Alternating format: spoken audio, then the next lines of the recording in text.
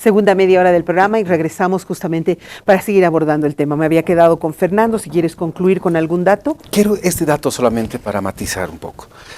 Cuando visité el año 2006 a Panamá, al PENUMA es el Centro Especializado de Agua de las Naciones Unidas, me topé con varios libros. Uno de ellos era sobre los peligros de las futuras guerras en todo el mundo, que había un listado, porque ellos decían que el agua en el futuro va a tener un rol totalmente distinto, claro, un valor distinto por las condiciones de cambio climático, etc. Y entre ellos había todo un listado largo, y entre ellos estaba Silala, incluso el Titicaca. Seguro, incluso claro, el Titicaca. Sí. Y uno decía, cuando yo leí en este documento de PENUMA, decía, las aguas del Titicaca que pertenecen a Perú, Bolivia y Chile, sí, yo dije, disculpe, pero no, yo digo, debe haber un error acá de impresión, porque primero que geográficamente yo le demuestro que tendríamos que ir viendo muchos otros aspectos más. ¡Qué delicado! ¿No? Entonces, este es un tema, nunca tenemos que administrar nuestro planteamiento jurídico, técnico, en el sentido unilateral, sino tenemos que ver algo en el término macro, geopolítico. Claro que sí. Fernando, voy ahora con usted. Usted tiene también una percepción muy clara sobre esto que estamos viviendo con Chile, y ahora ya ha habido una respuesta sobre el hermetismo un poco y todo aquello, pero nosotros como sociedad, ¿de qué forma podríamos ir aportando, apoyando o de alguna manera reflexionando sobre este tema? Justamente mi criterio respecto a ese hermetismo obviamente está enmarcado en lo que bien decía el embajador, de que la cláusula de confidencialidad tiene que respetarse y los procedimientos que tenemos que hacerlo. A lo que yo me refiero es que en la apertura para la entrega de insumos informativos, lo que no ocurrió en el problema marítimo. Es decir, que abran a la sociedad, abran espacios de debate donde la sociedad pueda opinar y dar una recomendación, dar una información. Me sorprendió mucho que, por ejemplo, en el tema de La Haya, no se escuchó ningún antecedente pasado al conflicto. Es decir, antes de 1879, Chile fue un angelito, no nos hizo absolutamente nada. No se habló de las 68 agresiones que Chile tuvo. No se mencionó que Chile utilizó 29 veces el poder militar contra nosotros. Y son muchos más, que por razones obvias no se las menciona ahora, pero que si se los hubiera mencionado, de repente la percepción de los jueces de La Haya podía haber cambiado. Hubiese cambiado. Sí. Me refiero a eso, muy al margen, por supuesto, de esos procesos. Pero, ¿cómo estamos ahora? En este momento hay una suerte, reitero, de incertidumbre de la población. Notamos que no hay ese entusiasmo patriótico que había, porque están esperando de que no se reedite el tema de La Haya. Obviamente la esperanza es de que la planificación de nuestro equipo jurídico haya sido de lo mejor. Pero un elemento que me preocupa, Chile, ¿cómo ha estructurado su equipo de defensa? Jimena Fuentes tiene un doctorado en potamología. La potamología es la ciencia que estudia los ríos, ¿no? Y según tengo una información no confirmada, de que los llamó a sus compañeros de universidad, de doctorado, ¿no? Y conformó el equipo, ¿no? Que son especialistas, tienen doctorados en potamología, y conformó el equipo de Chile. Nosotros estaríamos defendiendo un problema de ríos con abogados internacionalistas que tienen un criterio, me parece, de especialidad marítima. No es lo mismo manejar un problema de aguas de mar con un problema de aguas de especialidad del río. Esa es una preocupación muy seria que yo la tengo ahí. Y justamente tengo a Rodríguez Belcé, que sería un poco el que está encargado del asunto, diciendo que esperemos que el tratamiento de las aguas del Sidada sea un entendimiento favorable. Vamos a escuchar lo más ambiguo imposible. Adelante. Es importante también destacar que estamos frente a una disputa muy especial que tiene relación con un recurso natural, el agua. El agua merece tratamiento singular, no solamente para nuestro país, sino en el orden internacional. Los entendimientos del derecho internacional sobre agua son muy reveladores, en tanto exigen que la gestión de aguas o las disputas relativas al recurso agua deban merecer un tratamiento de cooperación, de entendimiento y no de confrontación. Yo quiero destacar que la política del país en esta materia y con sus 5 vecinos ha sido precisamente esa, la de entendimiento y cooperación, y esperamos que este tema del Silala eventualmente también conduzca a un entendimiento favorable y sobre todo resguardando la soberanía del pueblo y de sus recursos naturales. Yo quiero destacar en esta oportunidad la cooperación que nuestra misión en La Haya ha recibido de nuestras autoridades nacionales, sobre todo del presidente y quienes lo acompañan, y esperamos seguir manteniendo contacto con ustedes y seguir trabajando en las próximas actuaciones que resulten necesarias. Las aguas transfronterizas o los recursos hídricos compartidos deben llevarse en entendimiento y en cooperación y no en confrontación. Por lo menos ese es el espíritu de las Naciones Unidas y de las últimas legislaciones en materia de derecho internacional de aguas. Ese es el criterio de Rodríguez Vilcé sobre los bofedales del Quetena, que es el nuevo concepto que tenemos que acuñar sobre lo que los chilenos han llamado aguas del Silala, los bofedales del Quetena.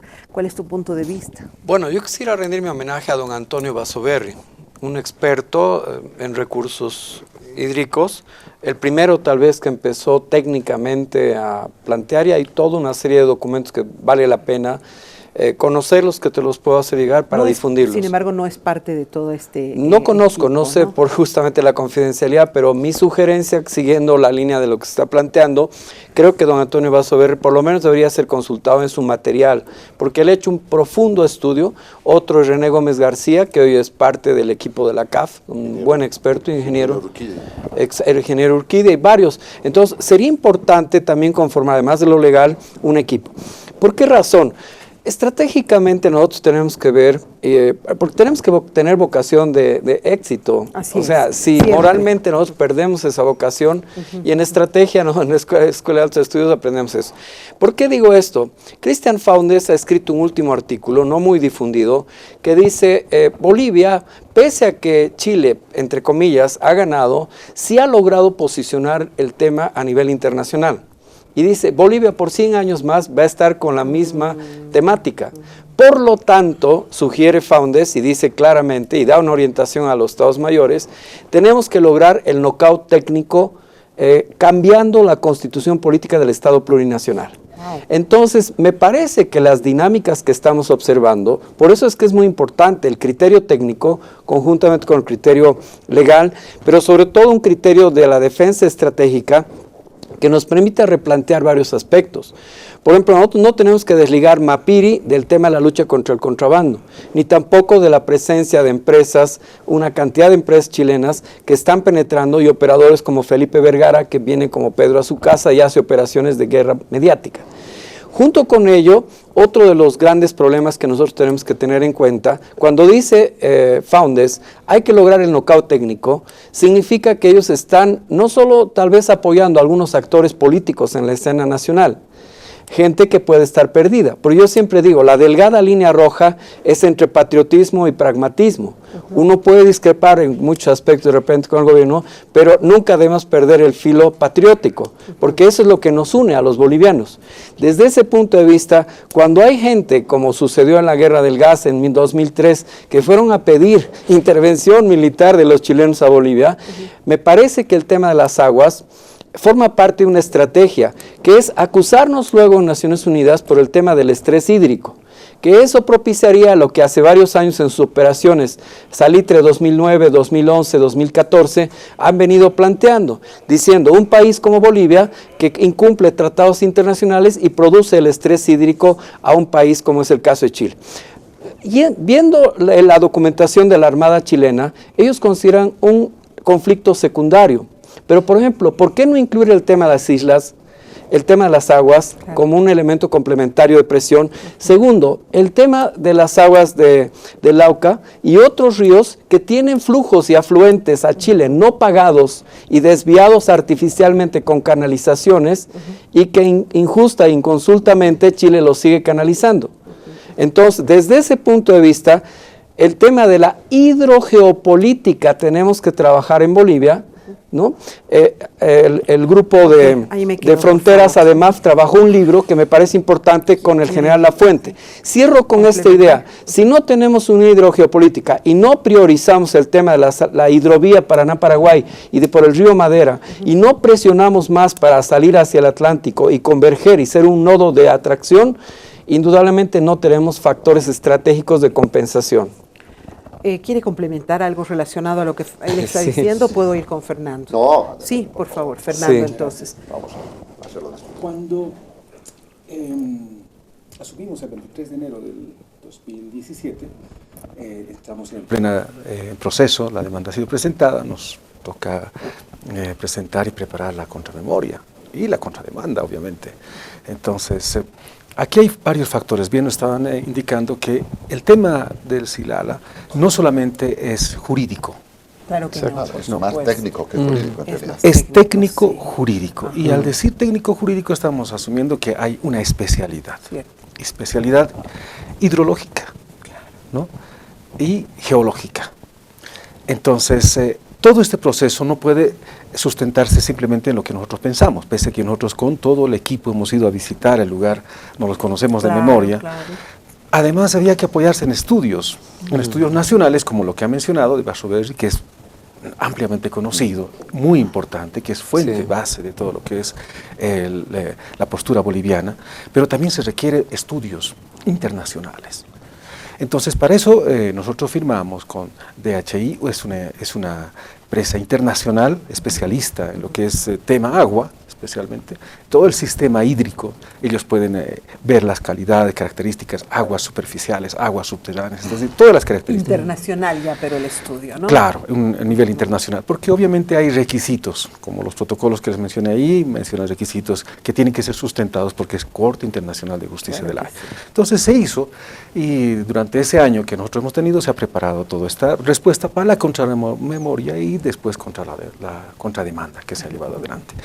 Y recordemos también la presencia cuando nosotros formamos parte y fuimos la presidencia del Consejo de Seguridad y el presidente Morales estuvo presente ahí y planteamos una estrategia que se denomina la diplomacia del agua. Nosotros hemos planteado, seguramente los oídos a veces no se afinan mucho ni se amplifica con tantos temas que tenemos, pero en las Naciones Unidas han tomado debida nota y eso se está trabajando como una proyección que algo sustancial lo ha dicho nuestro embajador Rodríguez Belcé. Hay una perspectiva en el tema del agua en todo el mundo. Lo han mencionado los especialistas, hay una tendencia, hay temas internacionales, porque es un tema sensible para todo el mundo. Exacto. El tema del agua, ríos, lagunas, mares, etcétera, todas las características ya no tienen una solamente complejidad de uso simplemente, sino cómo se va a administrar en las nuevas condiciones del cambio climático. Y en eso Bolivia ha planteado de manera clara todos estos aspectos a través de lo que es la diplomacia del agua. Ojo que nosotros hemos sido los promotores, Bolivia ha sido promotor de la declaración del agua como derecho humano. Recordemos eso. Entonces, este es un parámetro en la estrategia de lo que es la estrategia Pachamama. Paralela, además, ¿no? Por eso, vuelvo a reiterar, el tema de Silala, que es un tema importante, tiene que ser articulado en esa estrategia. Y eso así se lo está Quetena. pensando, El ¿no? tema Quetena, vamos a Claro, decirle ahora. los bofedales, las vertientes en Quetena, obviamente, Quetena. no es una naturaleza, pero esta es una parte y nosotros siempre lo estamos viendo en este marco geopolítico grande, ¿no? Perfecto. Y con esto que usted va a decir, Fernando, os voy a cerrar el tema. ¿sí? Perfecto. Es importante tomar en cuenta de que Chile, alguien decía ya, Chile es como los árboles, implora agua pero no la pide, directamente la toma. Es evidente, la perspectiva geopolítica mundial tiene como un puntal el tema de los conflictos por los recursos hídricos. Y Chile es el tercer país en el mundo que tiene agua dulce a disposición. El problema es que toda esa agua está en su territorio sur y al territorio norte hay una carencia tal de agua y que está justamente orientado a lo que bien refería Aníbal. El tema es ahora lo que se llama el estrés hídrico, que es la consecuencia de la huella hídrica y la tensión hídrica. Es decir, Exacto. cuando un territorio carece de agua, entra en tensión hídrica, ¿no? Cuando se demuestra históricamente que esa carencia, ¿no?, ha dejado antecedentes, se llama la huella hídrica, todo ese proceso hídrico, que desemboca en el estrés hídrico. Ahora, hay que tener cuidado que Chile hábilmente no relacione el estrés hídrico y todo ese proceso con el derecho al agua. Exacto. Cuidado que nos resulte un bumerangue el derecho al agua. mismo había pensado yo en Claro, y diga, determinado señores, momento. mi país tiene estrés hídrico Tenemos porque esta es la huella derecho, hídrica, claro. esta es la tensión hídrica, pero un momentito, Bolivia ha logrado que sea esto un derecho al agua, por Lo lo mismo tanto había nosotros pensado tenemos yo. derecho, y ahora entiendo que está en un trámite el hecho de que si un país demuestra su estrés hídrico, tiene derecho de pedir el agua en forma gratuita al que lo tiene. Exacto. Sí, Uy, por uy, otra uy, parte, claro, podría ser un cuando me boomerang, de refiero verdad. a la planificación estética, es evidente que hay planificación, pero no hay una planificación convergente. La administración de los estados se los hace en base a dos pilares, la defensa y el desarrollo. Exacto. Todas las políticas públicas del mundo, de todos los estados, por lo menos del mayor porcentaje, o son de desarrollo o son de defensa. Pero nosotros en Bolivia no tomamos en cuenta el tema de la cultura de defensa. No tenemos. No hay Y todo presupuesto. planificado. Claro, pregunta, ¿por qué no planificamos en este momento cuál va a ser la conducta boliviana respecto al tema Lauca? Exacto. ¿Lo hemos olvidado? Exacto. ¿Qué Y dice varios el tema? otros ríos. Claro, y hay otros, es un conjunto, pero solamente nosotros planificamos al tema mar y nada más, a la salidita al mar. No, cuando hay un cúmulo de elementos que hacen al problema. Y debíamos planificar Lauca, mar, Quetena, Uchusuma, Mauri y todo ese conjunto de recursos hídricos que implica la relación boliviano-chilena en el marco del recurso de agua. Me parece un broche de oro el que usted ha dado. Realmente deberíamos tener una visión macro para que después no nos salgan Y de ahí por otro deriva lado. todo, Claro que exacto. sí. Bueno, yo no puedo dejar de tocar este día, lo que ha sido la presencia de Almagro. Creo que ha causado un absoluto impacto en nuestra sociedad. Tengo una nota referida a que Bolivia y la Organización de Estados Americanos ya han firmado con la presencia de Almagro el acuerdo que va a permitir que haya gente en una misión de observación en nuestras próximas elecciones. Así que si tienen la nota, vamos para que podamos escuchar el punto de vista de nuestros invitados.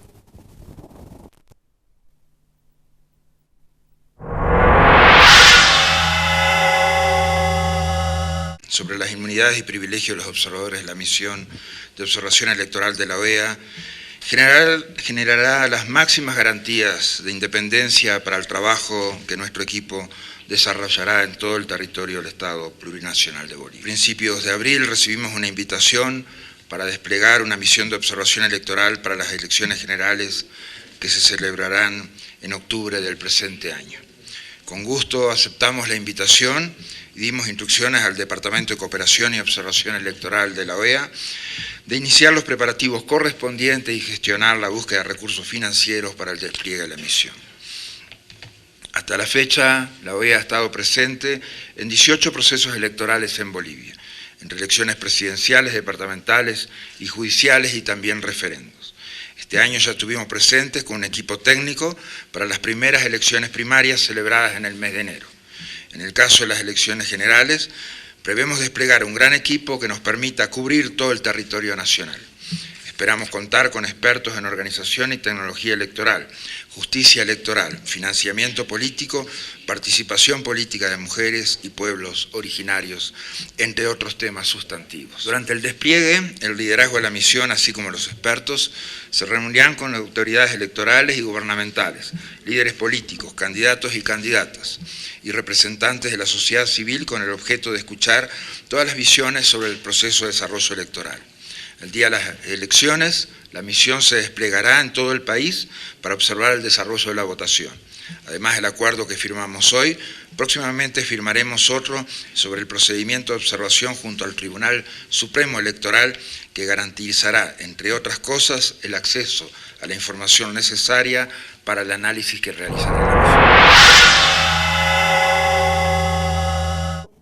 Voy a arrancar contigo, Fernando, que creo que has tenido en alguna ocasión reuniones con Almagro.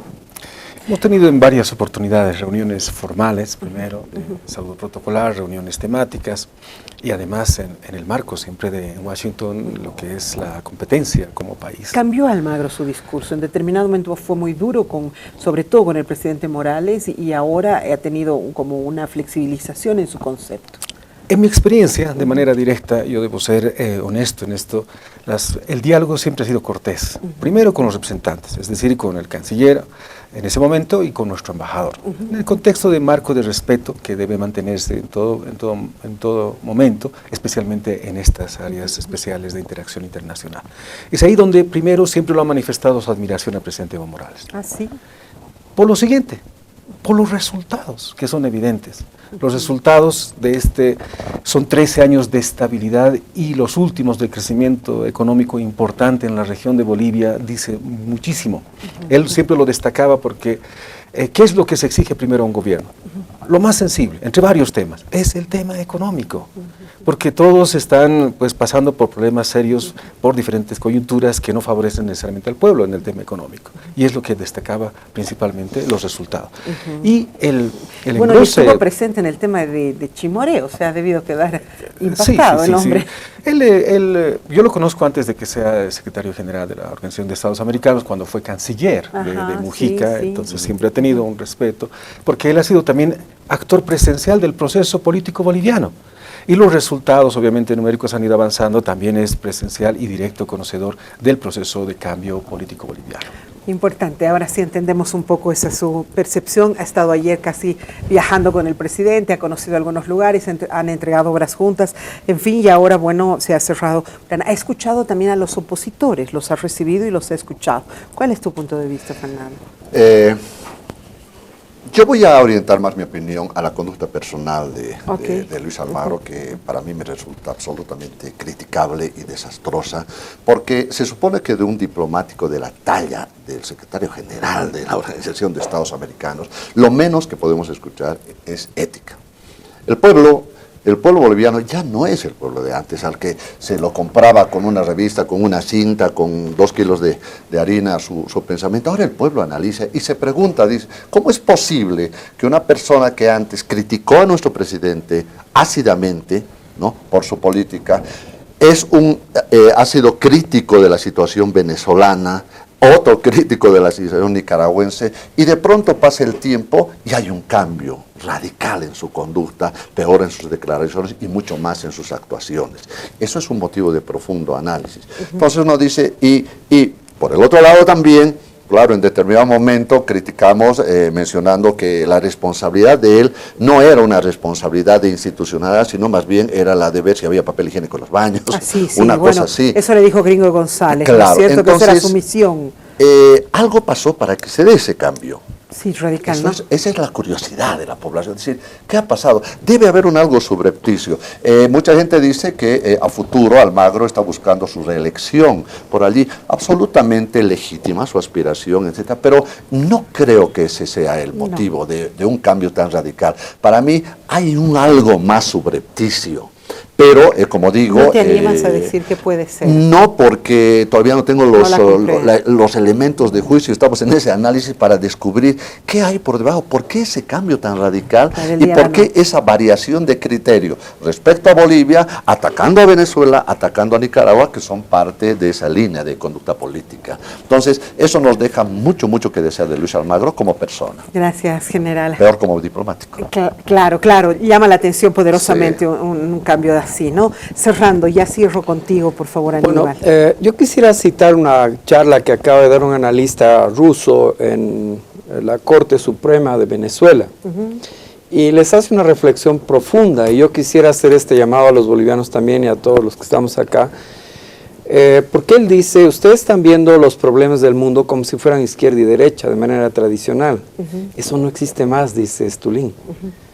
Y él como analista les reflexiona, y está todo el aparato, digamos, de Venezuela, y les dice, ustedes están viendo como si fuera Venezuela y el imperio. Se están olvidando. Hoy estamos en una nueva dinámica global mundial, multipolar, claro que sí, en la cual se están replanteando los problemas civilizatorios. Y él hace un llamado, y lo cual debería sopapearnos en la cara a todos, es en el sentido de decir, y América Latina no tiene un proyecto civilizatorio alternativo. Porque o se alinean con los bloques de ISIS, con Inglaterra, o se alinean con los bloques de Estados Unidos y los China o Rusia, pero ¿cuál es el proyecto civilizatorio? Yo plantearía esto para Bolivia. ¿Cuál es el rol de Bolivia en la escena geopolítica global mundial? ¿Cuál es el papel de los bolivianos? Porque yo quisiera salir de la escena política, porque claro, cuando vemos desde lo interno, qué dramático que pasa esto. Si lo vemos desde lo externo, y yo no quisiera dejar de seguir la línea de la primera reflexión, no podemos perder de vista que en la punta del iceberg, en la guerra irrestricta y todo, Founders plantea un aspecto fundamental. Dice, tenemos que romper los factores de cohesión nacional. Y queramos o no, nos guste o no, hay factores simbólicos. En México fue la guadalupana, en Perú fue otro factor.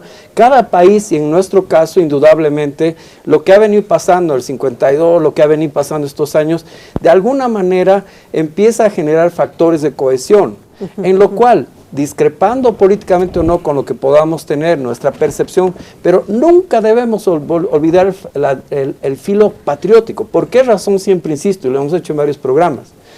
Porque en Chile ellos no juegan, mire, izquierda, Bachelet, ¿acaso Bolivia no se acercó y hasta dieron medallitas? Parecía que había, claro que sí, parecía mucha que cercanía. No, pero ellos desde Portales hasta el día de hoy quieren destruir la obra colosal de Andrés de Santa Cruz, y eso no cambia. En el caso boliviano, izquierdas, derechas, por eso cito a Estulín. Nosotros deberíamos salir. Por ejemplo, nosotros deberíamos ir a analizar seriamente la recuperación de manos de Luxic de los ferrocarriles bolivianos, si queremos ser prácticos.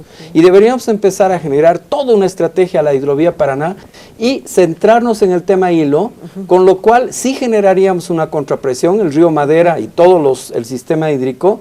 Y eso es lo que yo concuerdo con lo que se ha dicho. Necesitamos una visión estratégica que salga de la anécdota provincial para entrar en una visión geopolítica en la cual la OEA va a jugar un papel, como Trump jugó un papel en el tema del Haya. Hay que trabajar un estilo diplomático, político, interno y externo, en lo cual no nos vayamos por afinidades ideológicas, que en la práctica no existe. Hay friend enemies, enemigos amigos, en los cuales los intereses nacionales permanentes del Estado deberían estar por encima de factores más. No me has respondido lo de Almagro, pero de todas maneras le has dado un buen cierre al tema de lo que es esto de las aguas del Silala. Gracias a los dos Fernandos por haber estado el día de hoy, y Aníbal también, ha sido un gusto tenerlos. Nosotros hemos cumplido con hacer una reflexión. Usted tome sus propias determinaciones, usted haga su análisis, usted reflexione esto. Nosotros cumplimos con traerle los mejores especialistas para tocar y abordar estas temáticas. Un abrazo, hasta mañana.